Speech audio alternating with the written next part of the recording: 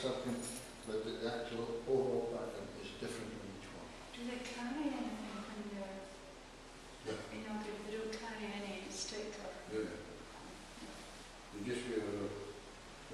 Just wear their robes.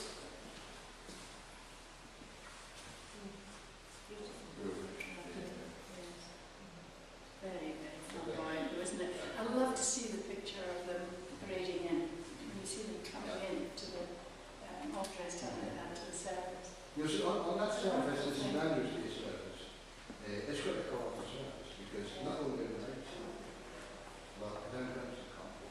Right. The law laws put on their ceremony robes and they go. Can anybody come in for that service? Yes. You probably have to be invited. It is, it's a certain service, but it doesn't get me. But there's so many law societies now, there's all the different spirits. They all come as well. University staff come. Yeah.